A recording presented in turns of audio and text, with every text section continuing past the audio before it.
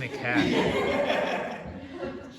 So this is technically, oh my god. This is technically a Q&A panel, so we're supposed to be taking your questions, but this is Khol Dao. And he does things like this. What's happening to the cat? I'm sorry, is it melting? Is it on fire? Why does it have pecs and nipples?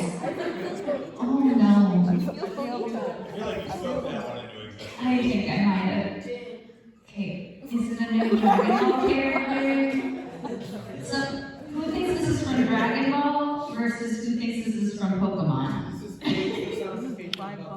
This is something in Buffalo. This is just a Buffalo native. Oh yeah. Oh yeah. Like you go to school with this guy. Oh yeah. What's his name? I knew a guy with arms. Eric. Well, that's literally wrong. You've known someone like this? Yeah. Wait, like the cat? Or Yes. Oh. Who's this cat? He's kind of good. Of course I know him. He's me. Josh. Oh yeah. He would be a Josh. His name is Alo. Olive? Because he's Buffalo. Oh, Buff Olive. Oh, damn, that's funny. I like that. You're Chris, right? That's your name? Alright, perfect. Me and Chris were friends. We've decided. What else are we doing? I guess, do you want to take questions or are you just going to take a run? I'm just gonna take a run. You take questions. Okay. Oh no, someone's recording this. What am I going to do? This isn't an 18 plus panel either. Oh no. Alright, does anybody have a question? Please, for the love of God. Yes. I wanted to talk about your role as Ray in the Oh, front. sure. So I think there was. Did you not know I was Ray in the Promised Neverland? Surprise! I think I ended up reading the manga before I watched season 2, and Oh, yeah. they cut a lot. How did you feel about them cutting Goldie Pond? There's not a season 2 of Promised Neverland. I don't know what the fuck you're talking about, honestly. Listen, here I'll tell you the story. So when I got cast in The Promised Neverland, I was really excited because I had heard about it before the auditions came out, and I was really interested. I liked the art, I liked the concept, because I'm apparently really messed up in the head. But I did the audition, I got a call back, and I luckily booked the role. And I sent a text to a friend, and was like, oh my gosh, I'm in the show, I'm so excited. Somebody who was also attached to the project, I wasn't just breaking NDA, luckily. And they were like, great, read the manga right now. And I was like, no, I don't wanna. I was like, I am an actor, and I just want to express things, and I want to discover things in the moment when I'm recording. And she said, who did you get cast as? I said, Ray. And she said, read the manga now. I was like, okay. So I read the manga, and I realized why she said that I had to read it first, obviously. If anybody's not seen it yet, where have you been? I'm just kidding. Ray should know things beforehand. So I did read the manga. I read the whole thing. And we love the first and only season of The Promised Neverland. No, just kidding. We did our best with what they gave us for the second season. That was not in anybody's control on the Western side. It has a lot to do with decisions that were made in Japan by the creators and things. They were trying to wrap it up pretty quickly because before we got into production on season 2, the manga had concluded. And the interesting thing about manga versus anime is that the anime usually exists to advertise the manga. So with no manga to advertise, why are we making the anime? It's silly. So we wrapped it up really fast. My heart of heart desires for it to get the Brotherhood treatment, you know what I mean? but I can't guarantee that. It's just a wish on a star. Please don't tell my bosses that I said mean things about the season 2 of Promise Neverland. I say directly into the camera. Does that answer your question, Ella? Yeah, definitely. Sweet, thank you. Any other questions? Ooh, right here in the front. Hello. So when you started voicing Shinya and Genshin, Yes. how did it feel like finding out you're gonna be a second character in the game? Confusing. So the funny thing is, when I auditioned for Barbara and Shinya, I auditioned for them at the same time, along with several other characters. I actually read for like Lisa, and I read for Bennett, and a few others. And when I did all those auditions, the one that I was like sure that I was gonna nail and get was Bennett. I was sure about it because at the time I had been playing like a bajillion boys. So I was like, I got this boy voice thing down. Like I had just done Ray, and I played Ivor in Beyblade, and a bunch of other really angsty, really loud little boy characters. So I was like, I can do this, and I want to do this. And I was not looking girls at all, or feminine characters by any means. So I was like, I'll try, but I don't expect anything to happen. But I read for them all, I sent them off, and the first one, what are you doing? Oh my God.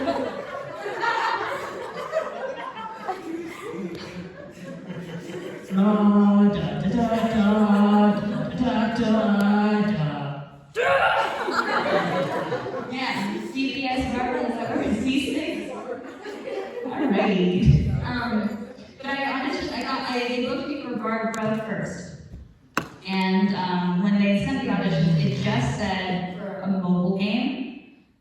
So I was like, oh, okay, great. This will be like a 45-minute session, and I'll never really hear about it again, because it's just going to be some little game that you play on your phone that you probably turn off the sound for anyway, right? I was so stupid. But I went in and I said, okay, yeah, they asked for my mail, and I was like, what do you need? And they're like, we need 14 hours immediately. And I was like, what do you mean? But we went, we started working on it and had fun, and we got through all of the immediate stuff for her. And I thought that was going to be all at all. And I was like, oh, okay, well, there she is, there she goes, it's over. And then they called me for a little bit more, and I was like, oh, that's confusing. And then several months later, after Barbara was announced, after the game had come out, that was when they sent me an email saying, hey, you booked Shinya. And I was like, what? They're like, yeah, you're Shinya, I need you to come in. And I was like, I'm already Barbara. And they're like, yeah? I was like, are you sure?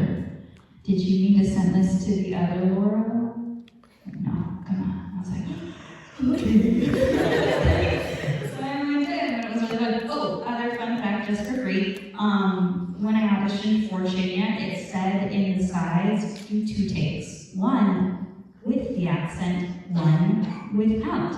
So I sent both takes, one with, one without. When I arrived and started recording for Shinya, they said, we picked the one with the accent. We want you to do the southern drawl. So if you don't like it, it's not my fault. I like it. Thank you. Maybe not a partner. What was that? You wanna do a take of some of Shinyan's lines? No, it's okay. I'll do it wrong. I'm scared now. You don't have to be afraid. Yes, I do. Does that answer your question, though? Right. Yeah, I was blown away. I was really confused. But grateful. Really grateful. Yes. So what is the best like audition you think you've done that you thought you did really good, but then you didn't get that role? I can't tell you Okay. because it's NDA. Okay. But I have read for a few things that I felt like really like, yes, that one is for me. And then I watched it come out with someone else, and I was like, oh, yeah, they were good too, I guess. But the real trick of it is if you have designs of being a voice actor or an actor or a performer at all, if that's something that you really like to do with desire, a really good strategy, we'll call it, is to, what they say is like, set it and forget it. Send it in, let it go. You do your best to just forget that you did something. It's really hard, especially at the beginning, because you want all of it all at once, and that your feeling doesn't really go away. I'm incredibly greedy. But what you want to try to do is your job is to audition. So you do your auditions, you throw them out to the universe, and you say, all right, let me know. See you later, and then you go on and you go to the next thing. And you know, you live your life. Because if you're sitting there hoping and praying, who's that pointing at? What are you talking about? I actually auditioned for Ray in Promised Neverland. I thought I fucking nailed it, and then I didn't. Sorry. So that's the one that pissed me off, but then Laura got it. I was like, you know what, I'll settle for the next best thing. Dating the voice of Ray from Promised Neverland. That's only a little problematic. The voice of, not the literal child. Yeah, that is also a fun little fact, is that Ray was sent out to both male and female, or masculine and feminine voice actors. They did a broad spectrum cast there. So I have no idea how I lucked out with that. But I'm incredibly grateful and fortunate for that. Yeah, but what you want to do is set it in, forget that it happened. Do we always? Absolutely not. But we try.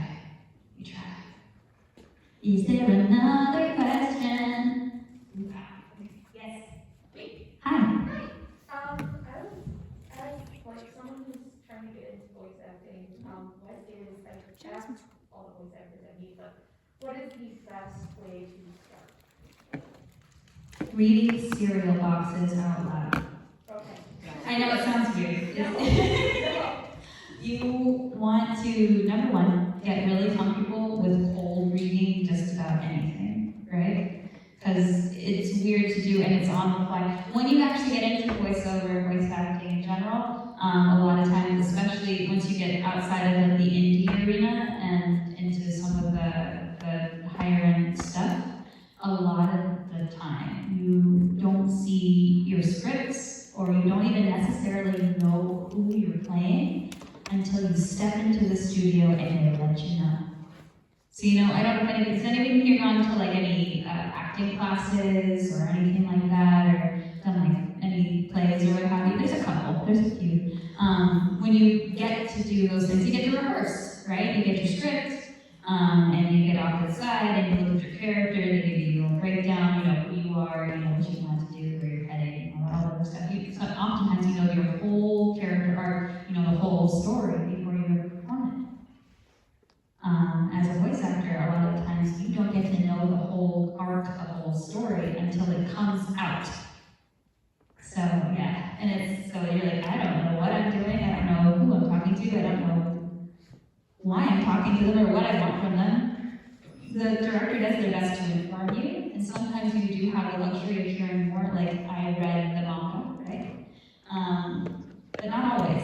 So what you have to do is make your choices, and you have to make them strong, and you have to believe them, and you can't really do that if you're stumbling and trying to get through the words, and you sound like you're just reading.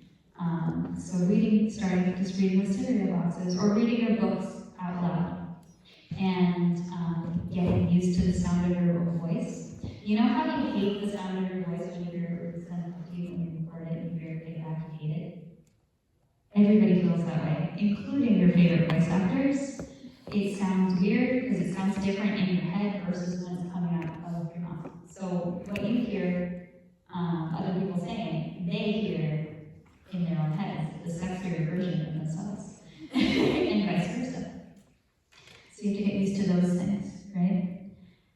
Khoi, do you have things to add to people who are starting out as voice actors? Yeah, in addition to practicing your cold reading, let's talk about like, actual voice acting opportunities. It is my firm belief that the future of art is in independent media. We have a very slowly encroaching disease called AI that we're trying to fight off. We're in a fight of our lives against this existential threat to art in our industry. So a lot of our opportunities for these sorts of human expressions are going to be outside of the corporate structure in like 5 to 10 years. So honestly, the best advice I can give you for how to start your voice acting journey is to just fucking start. And being in college gives you an advantage because you get a chance to connect with animation students, interactive media students, other types of artists and creators who might need voices for their things. It is a great opportunity to cut your teeth, work out your acting chops, and to just get better with like the technology and getting used to being in a hot seat. Really, any chance to practice acting is good. If you're broke, D&D. I always say this, D&D is an excellent chance to practice character creation, maintaining a character, playing pretend. Those are very, very good opportunities to practice your acting skills. Not that D&D can't burn a hole in your wallet, but I mean, there's a poor man's way to do D&D. it's true. To die in my imagination. But yeah, I hope that makes sense. Oh, what was it? Yep. Chris, hello. Following up on that, what is your personal experience? You also go ahead and answer this. What is your personal experience with actually getting into voice acting and learning everything that you've learned and just your entire process of getting to where you are now? What's the story of my life? Got it. All right. In 5 words or less. No, just kidding. Koi, do you want to go first? No. I'm gonna draw your story up here. You're gonna try the story. I'm gonna start with the baby Laura. Once upon a time, I was born. No, just kidding. I started my journey. I went to school for musical theater. I was not at all thinking about doing voiceover or animation or anything like that. I was interested in Broadway. That was a bad idea, but that's okay. I had a lot of fun. I went to school. I got to learn to sing. I got to dance a little bit. I got into acting. Acting was really what I wanted. Once I got out of school, though, I wanted to learn a little bit more about other departments, because what I really learned is that a lot of actors are super into themselves. I mean, I get it, I'm selfish, I like attention, obviously, but then there's nothing wrong with that, but at the same time, it can be detrimental when you stop considering the other people around you, and like the other departments around you, like the techs, and people who handle sound and lights and other things like that. So I wanted to try some of that out so I'd understand it. So I tried some backstage stuff. I saw some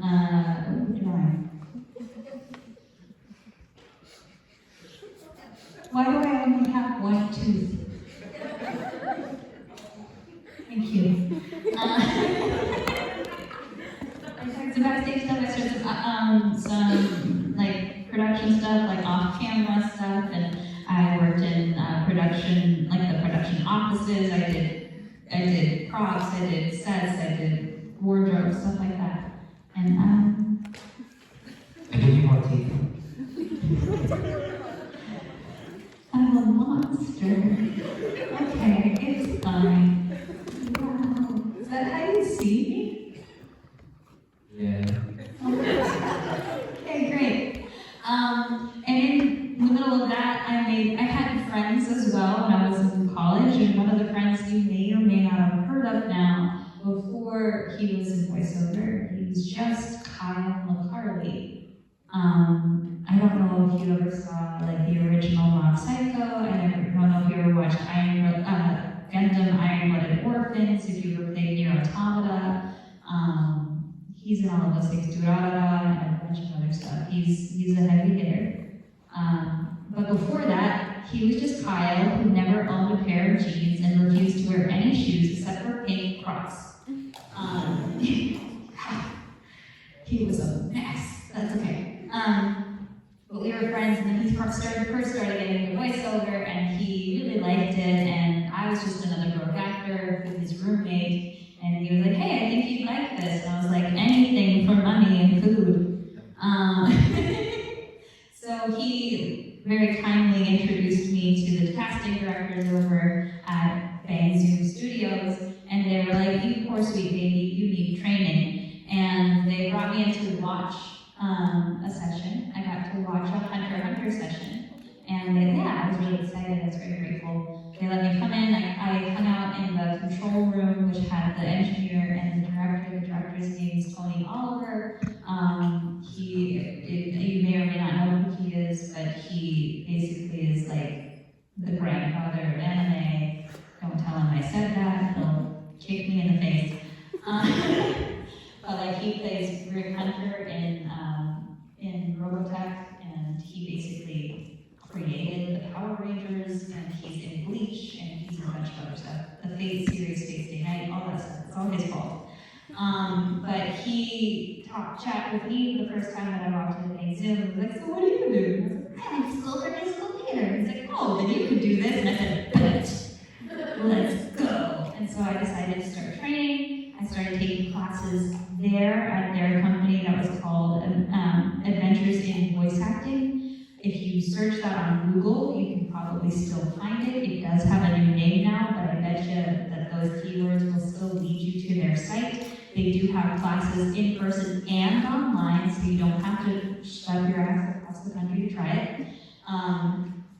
But all of that to say, the way that I started was basically getting to know people, putting myself into rooms with people who were doing the things that I wanted to do, learning from people who were actively already doing the things that I wanted to do, and making myself available and letting them know that I wanted to try. Which, as an introvert, sounds impossible. But it's not, I promise, because a lot of the people who want to do these things are just as weird and introverted and awkward as you are. I promise. Nah, Not you, though. I'm cool as shit. Alright, well, tell them your story then. I don't want Okay, dude. Why not? Because you're shy? Nah. Look how not shy I am. What was the question? How did I get into voice acting? Yeah. Okay. So I've done a bit of acting before moving to the United States. I did a couple of TV spots back when I lived in Asia, and I was like, you know what, this is pretty cool, but I don't know if anyone can really make a career out of this. I mean, the statistics are just not in my favor. So many people try and so few succeed. I should do something safe. Also, my parents are like super Asian. I don't know if you can tell. But the thing that comes with that is you're expected to have more grounded aspirations. So at one point I found myself attending the University of Southern California, where dreams are made. And one summer I'd chosen to remain at USC for the summer because I wanted to take extra classes because I wanted to graduate early because school is so dumb. So I had a bit of free time and I wanted to go to this little anime convention called Anime Expo. It's just the biggest anime convention in North America.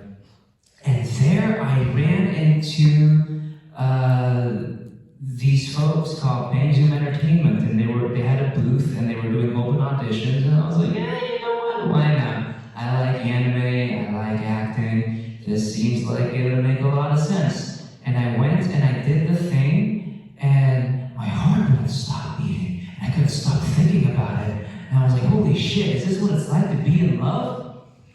And I was. So I went up to them and I was like, I know my performance was dog shit, but I'd love to get better at this. How do I do that? And they were like, do you have any disposable income? And I said, no, I'm a student. Here's what I can do, is not eat for a month and use that allowance to buy your classes. And they're like, perfect, buy our classes. And that's what I did. Really, after that, it's just a matter of persistence. You know, there's a lot of uncertainty that comes with it, a lot of financial instability. I've had some really good years, and I've had some thank you. Not a lot of people know, and the people who do don't really have that impression. I am hung by.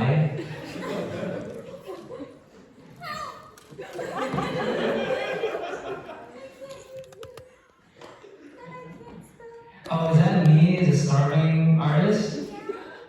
Yeah, but the reassuring thing is you do get some pretty incredible stories about people moving to LA when all the odds seem stacked against them. Everybody says, you gotta have a car if you're moving to LA. I resisted the public transportation system in that city for like 5-6 years. It's doable. It's not preferable because of all the urine, but it is doable.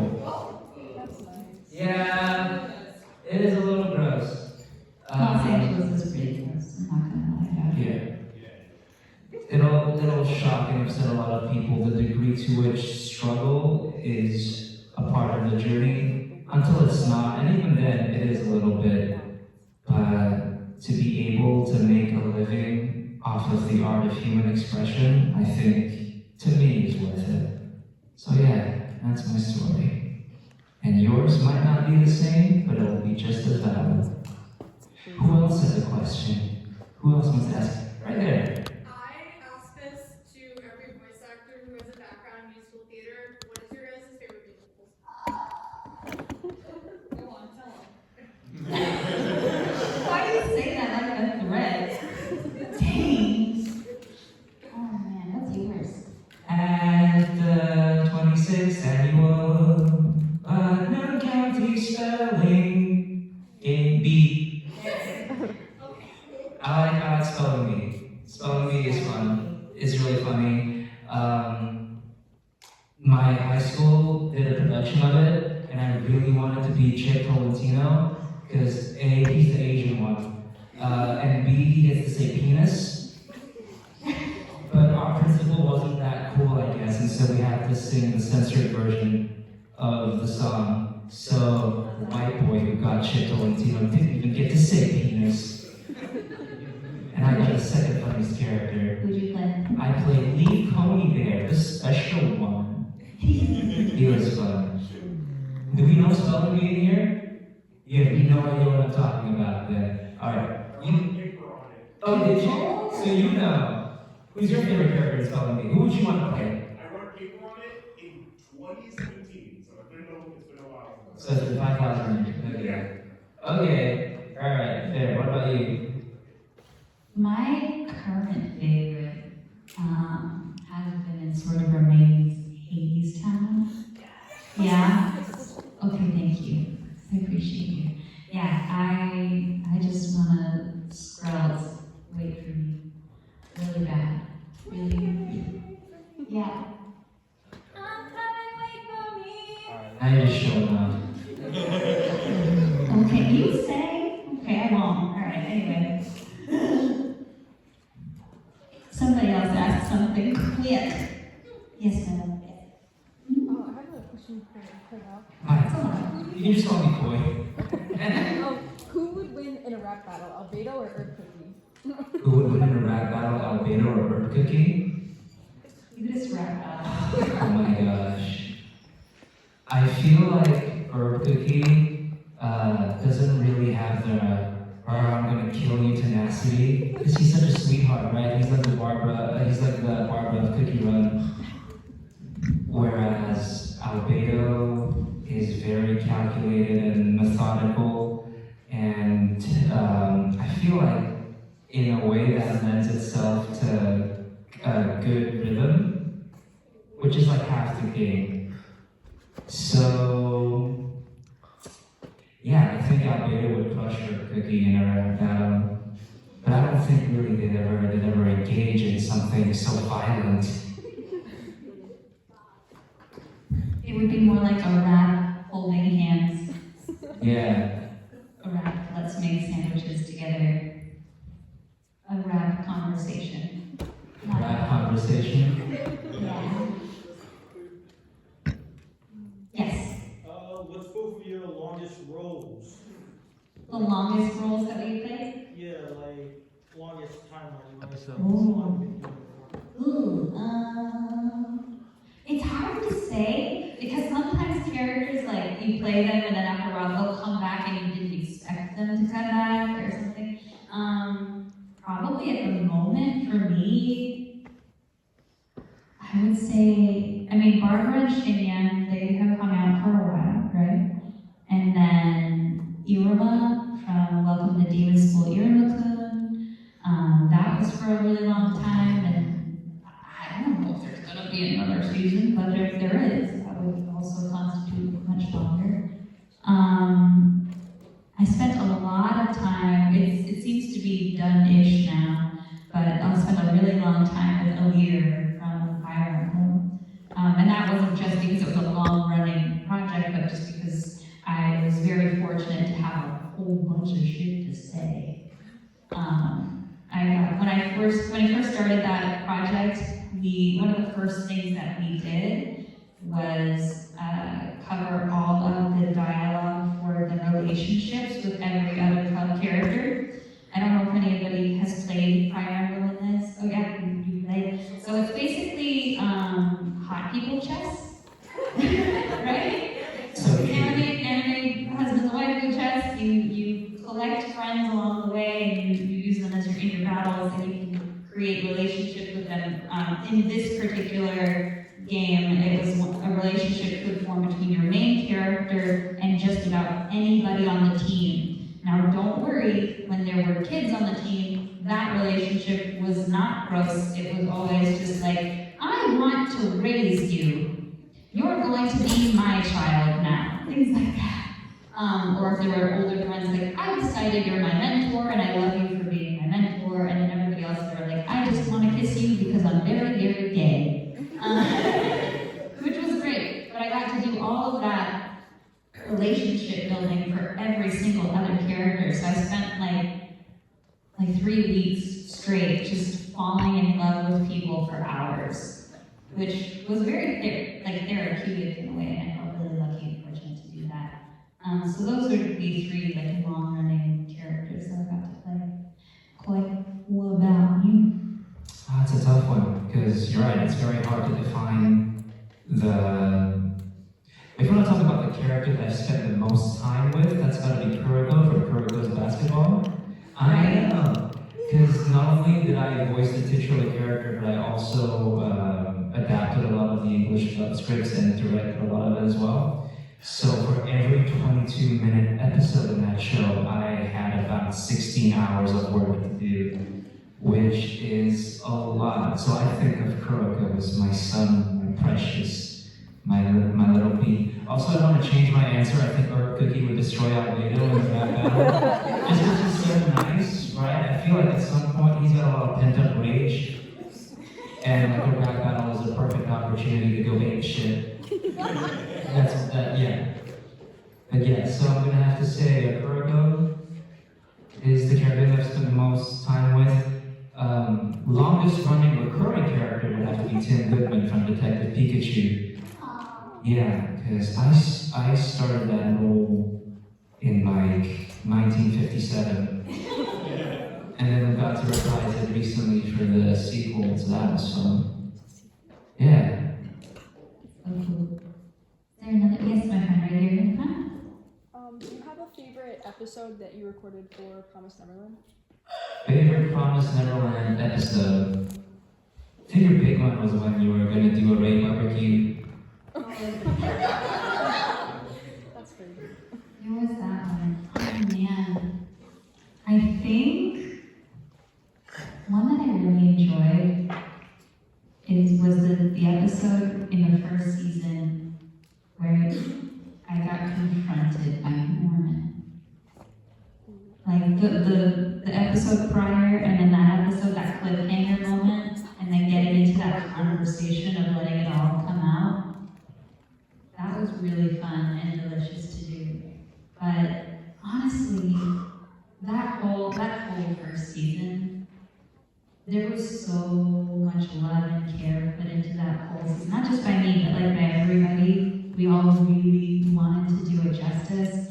And I felt like I was the luckiest one to get to play Ray because he's just got so much shit going on. For season 1. Yeah, because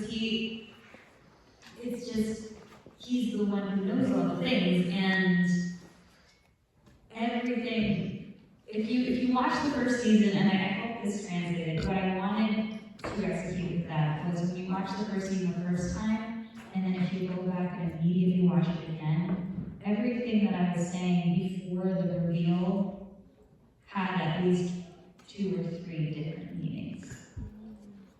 You know?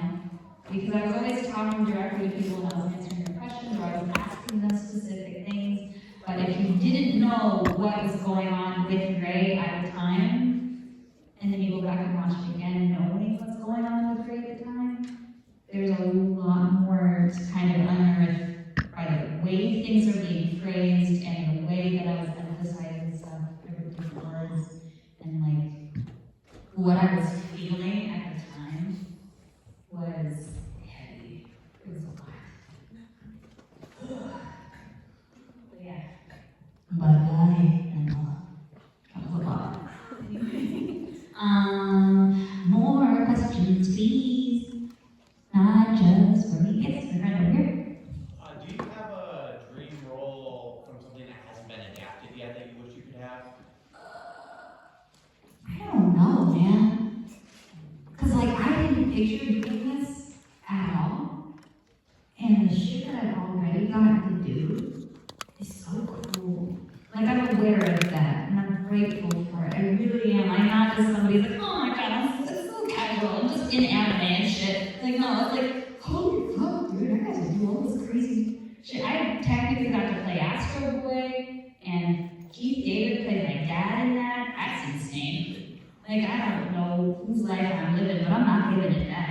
I don't know. I feel like if I try to define what can happen next for me with my own imagination, I feel like I'm limiting the universe. I'd rather be like, hey universe, what you got? Let's look good, let's see what's next. You know what I mean? What about you? Is there a thing that you want to do? My favorite franchise of all time is Persona. And I would, long story short, like I would murder somebody to be in it. And like 2-3 years ago, I would have said, I'd be cool with just tree number 3, but turns out I'm a greedy bitch. I feel like if I'd gotten that close and just to be tree number 3 in a Persona game, I'd be like, oh, this is awesome, but damn it, I want more, that should be me. So I'd say a dream role would be a playable, kissable boy in any main entry into the Persona series. Keeping my fingers crossed for Persona 6 if it ever happens, because by the time Persona 7 rolls around, I'll have been dead for 10 years. Because those games are so far apart. But yeah, that's what it is for me. I would basically murder somebody to be a kissable, playable boy in Persona. Hell yeah. Yeah. Yes, over here. Is if y'all do like English voice acting, do you watch sub or dub when you do anime?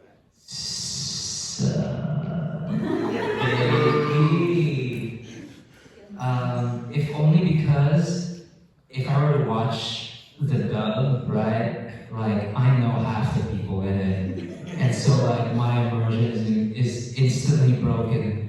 Like I don't know. There might be a really dramatic scene happening. You killed my father, now I'm gonna shit in your mouth. And What is this, joke? I don't think like, oh man, that's Steve, that's Kyle, that's Frank. I can't.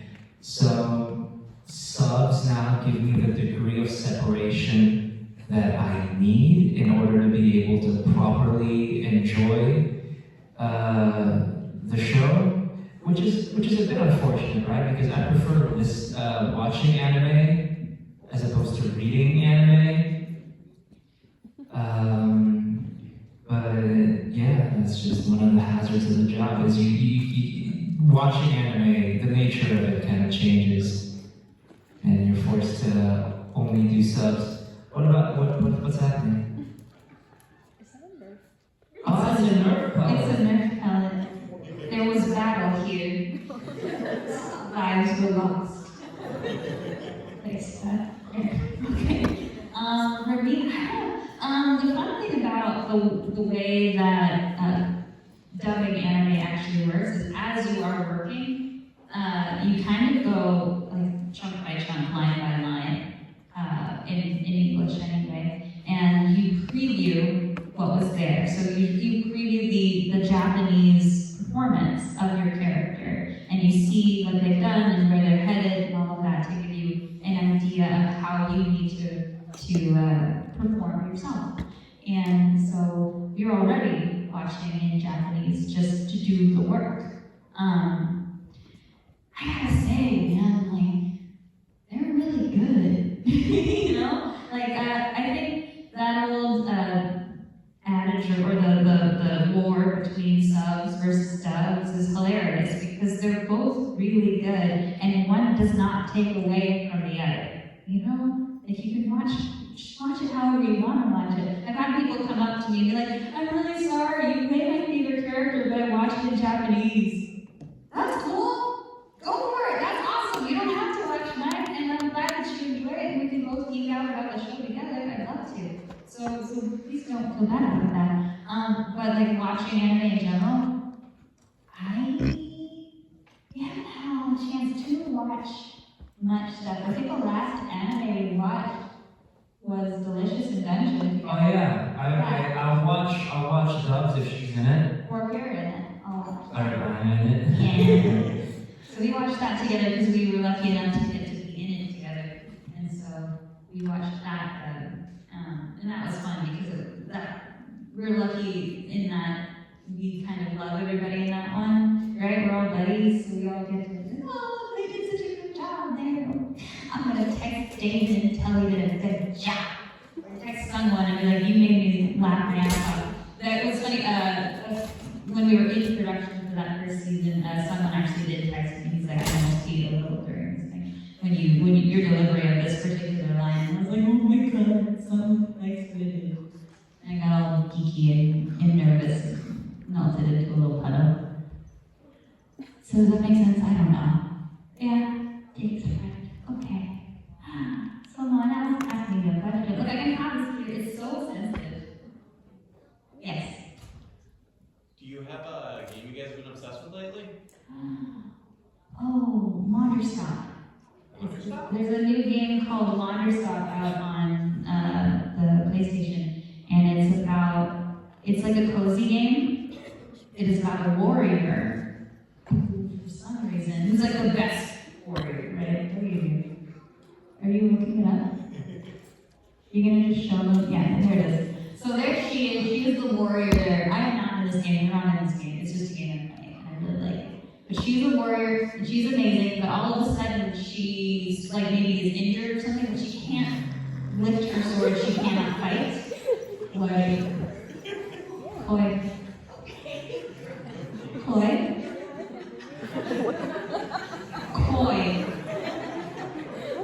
She's so weak. Are you hungry? A little? You literally just had the Big Mac pizza. What? At Joe's. John's.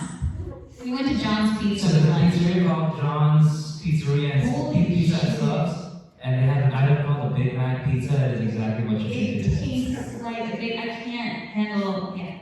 Now he wants grilled cheese apparently. But, okay, so you can't fight, you are a warrior who cannot fight, and you are running through the woods looking for this teacher, this master who can help you get over this hump, but you find yourself at this tea shop.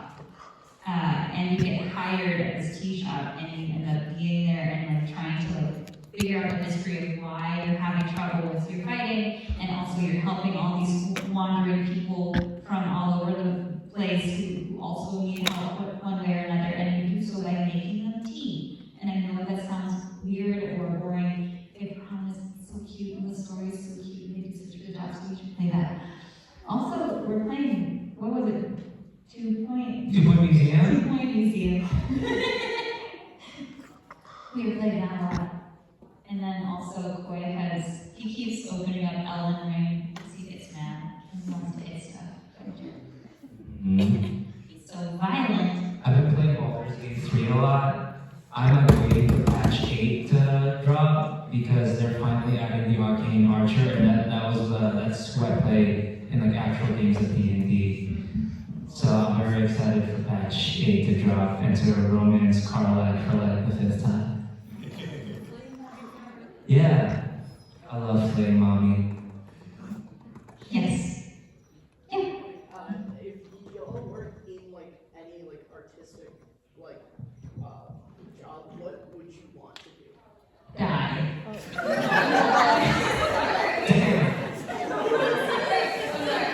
was gonna say like astronaut or some shit. I'm sorry.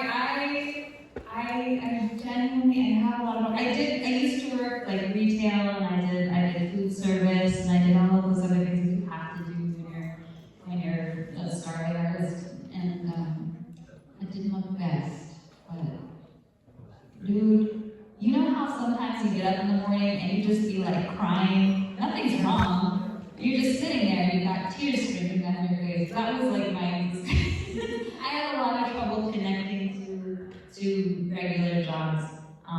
It could be my spectrum reality, but it was really difficult. Maybe something like teaching, perhaps. Something that in my heart would have meaning. Maybe if I could do something like that, if I was part of something like that. Or I'd be like my weird aunt who reads tarot cards for a living. She's very interesting. She's read cards for like Hulu and for the Major Baseball League or something. And she's weird. She's a kooky little. She's an interesting kooky lady. What would you do? I was actually an SAT math teacher for a time. I taught SAT mathematics and English to Japanese kids in Tokyo. And I did some time as an elementary school teacher here in LA, back in LA. It's hard, y'all. Teaching children is really, really hard. My utter, complete, total, unwavering respect for the teachers of America of today. That job is super difficult and thankless. So that's what I did before I booked my first thing in voiceover, and that is probably what I would be doing if VO hadn't panned out. That or astronaut. Certainly not that. Just, casually. Space is cool. Space is scary. Space is It's like a big fireball in the sky every day. What's that about? Are there more questions? Anybody like in the back or anything? Oh, yes, my friends. Sorry for another Promised Neverland question. I have a story about two questions. I'm wondering how you interpret them. Do you think Ray ever forgave Isabel, and do you think he was actually suicidal in season 1, or he just saw his barbecue as a strategy move? The barbecue. As a shot, that's what they refer to. I don't think Ray was ever really angry at Isabel. I think he understood, unfortunately. So we didn't really have a place for that anger, and I think that made it internal and self-inflicted instead. And yes, I do think he was entirely prepared to go through with that evening. In my mind, when I was playing Ray at that time, he had no one to turn to, knowing all of these things. He watched his siblings go one by one by one and knew the entire time.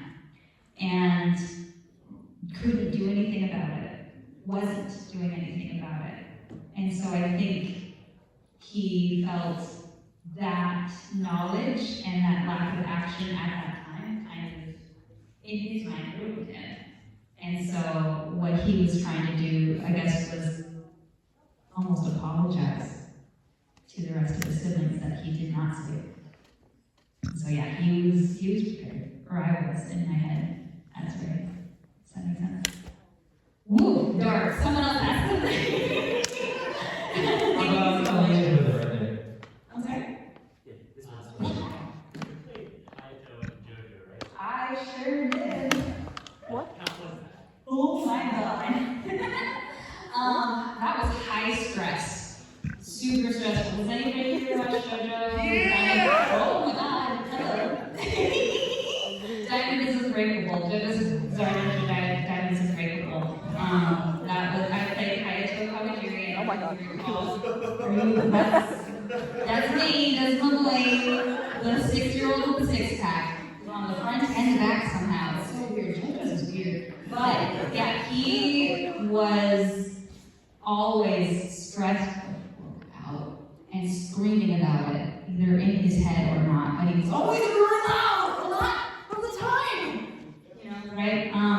And especially when we got to a particular scene, which if you watch JoJo's, you know what scene I am talking about. Yes, Thursday. Yes, Thursday. The bath scene was a lot, and we prepared for that. I was luckily really close with the writer of that season, as well as the director of that season, and I was able to be like, hey man, that's neither one of those people. That's Hayato. That's Hayato. There he is. And I was able to coordinate with the writer warned me about the bathtub scene coming, and the director was really great about navigating me through that. The funny story about when I got Hayato, I did not audition. I was offered Hayato very luckily at that time. It was one of the first offers I ever got. And I was actually in the house of the writer of the show at the time. We were hanging out.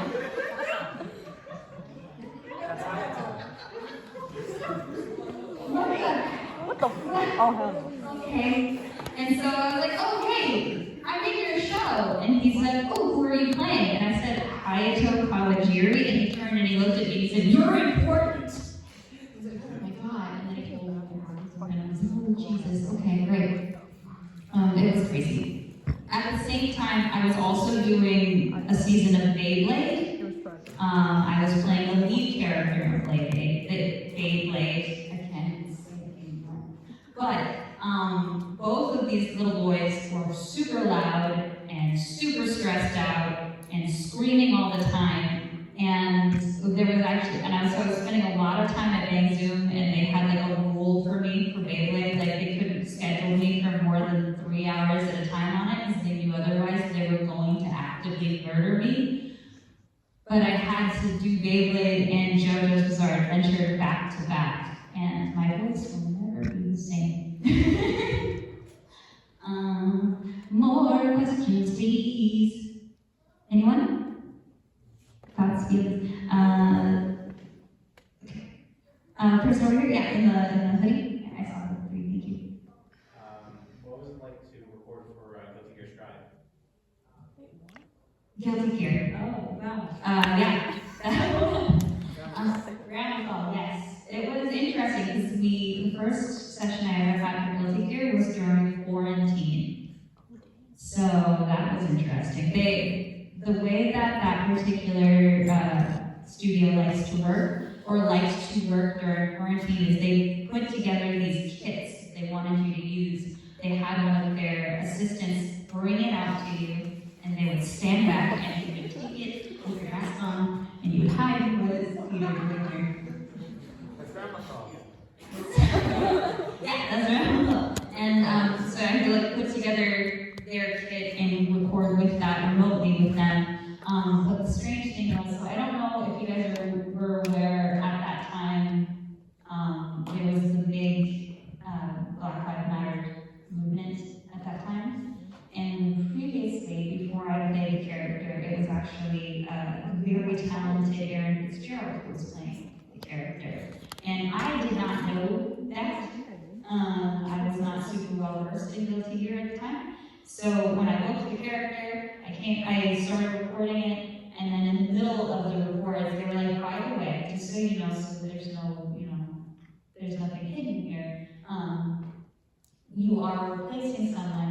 They are okay. They are aware of the situation. They are comfortable with it. They told me about Aaron, and they said that they all had this conversation together, including Aaron, and they all decided that Aaron would step away from this character, and they wanted to cast a little bit more appropriately. For those who do not know, I am biracial, I'm Black and Jewish, and so that's why I auditioned for the role, but that's why part of why they brought me in was to cast cast appropriately because I felt like the character had a woman on it. So I was a little nervous to don those shoes because Erin is great, you know, and there's no, you know, talent-wise, skill-wise, she absolutely was dominating the role. But I wanted to show up authentically myself as well, and so I did the best that I could. And I continue to this day. Erin and I have a great relationship as well, and she's, you know, living her best life, and we are all a happy family. When the character first dropped, Forced Drive, and people heard about it, they were concerned, and which I totally understand, and they asked her about it, and she let it be known that, you know, she was stepping away from the character and that I was stepping in. And some people were really, really sweet and supportive, and others were, we'll call it, disappointed. But we navigated that the best we could, and we're still here. We have time for one more question. Yes. What has been your favorite character that you've done? I don't know, man. I love all of them for different reasons. You have to pick one. You pick one. You have to pick one. What's your favorite character? Let's stop. TikTok. Oh man. No, you pick one. What's your You favorite? pick one. You pick No, one. you pick one. They asked you. Okay. I love Ray. Oh, so you pick a leader from Fire Emblem? I love Ozir from Fire. I can't So you pick pick one. Ray from Promised Oh my Neverland. god! I love them all for different reasons. They all are. The crazy thing about being an actor, everybody always thinks that you're going and trying to become someone else. But really, what it is at the center of every character that you play, it's you. Because that's how you tell the truth. It's you find how you and the character are the same, and you put yourself into that, right? So every character that I've gotten to play, some are good, bad, evil, silly, whatever, has been a little piece of who I am. So it's hard for me to decide because I'm really grateful to each one of them for teaching me about myself. Does that make sense? Corey, what's your favorite character you've ever played? I love all of them. Thank you for coming, everybody. Thank you! Tomorrow we have another panel. Koi is going to draw your commissions. I don't know if you saw the cat goblin octopus that he drew earlier, but that is only a piece of his power. He will be doing more tomorrow at 1 p.m. Where? Here? Right here. So you can visit. Right in here. Real quick, what was the first Pokemon? There's 4 correct answers. One's a volunteer. What was the first? I saw you go first. You're going by first Pokemon in the Pokedex is Bulbasaur. First Correct. Pokemon design, it's going to be Rhydon. Correct. So first Pokemon in terms of the lore, it should be either Arceus or Arceus.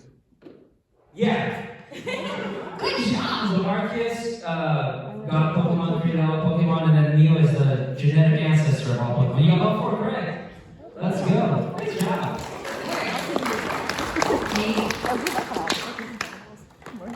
Yay.